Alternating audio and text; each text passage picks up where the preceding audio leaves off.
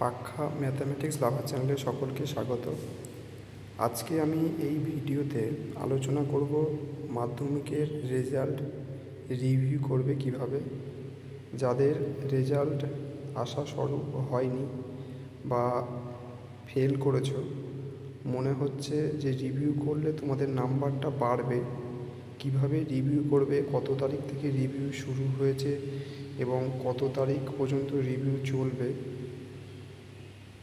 এবং প্রত্যেকটা সাবজেক্টে রিভিউ করতে কত করে খরচ হবে, সব কিছু আমি আজকের এই ভিডিওর মাধ্যমে আলোচনা করব।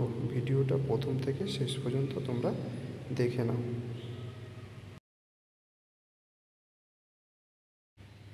পশ্চিমবঙ্গ মধ্যশিক্ষা পর্ষদ মাধ্যমিক পরীক্ষা 2025-এর উত্তরপত্রগুলি পোস্ট পাবলিকেশন স্ক্রুটিনি এবং পোস্ট পাবলিকেশন রিভিউর জন্য অনলাইন আবেদন প্রক্রিয়া ঘোষণা করেছে।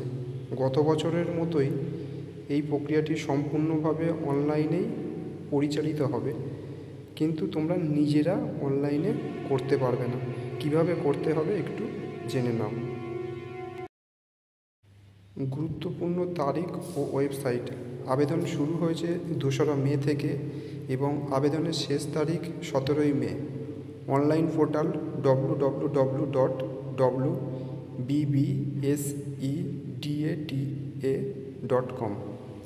আবেদন করতে পারবেন কারা?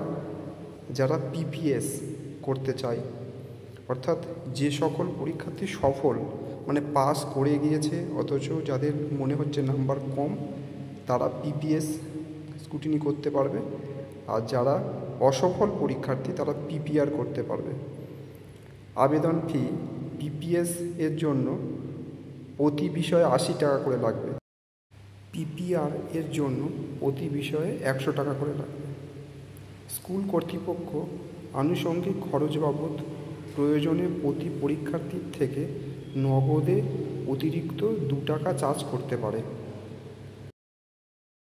আবেদন প্রক্রিয়া পিপিএস বা পিপিআর এর জন্য ইচ্ছুক পরীক্ষার্থীদের সাদা কাগজে নাম, রোল নম্বর, যে বিষয়গুলির জন্য আবেদন করতে চান তার উল্লেখ এবং মার্কশিটের ফটোকপি সহ নির্ধারিত ফি নিজেদের স্কুলের প্রধান শিক্ষকের কাছে জমা দিতে হবে।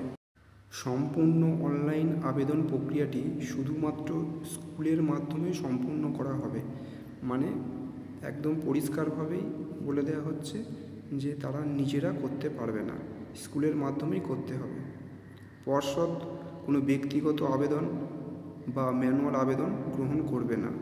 স্কুলের প্রধান শিক্ষকদের নির্দিষ্ট যে ওয়েবসাইট আছে এই ওয়েবসাইটে লগ ইন করে বিস্তারিত নির্দেশাবলী অনুসরণ করতে অনুরোধ করা হচ্ছে।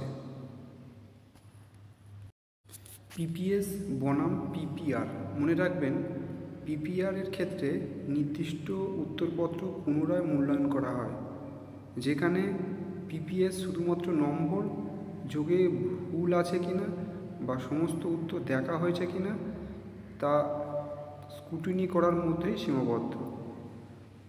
সকল পরীক্ষার্থী এবং স্কুল কর্তৃপক্ষকে নির্ধারিত সময়ের মধ্যে আবেদন প্রক্রিয়া সম্পন্ন করার জন্য অনুরোধ করা হয়েছে। আশা করি সকলে বুঝতে পেরেছ। যদি তোমাদের কোনো জিজ্ঞাসা থেকে থাকে তাহলে তোমরা কমেন্ট করে জিজ্ঞাসা করতে পারো।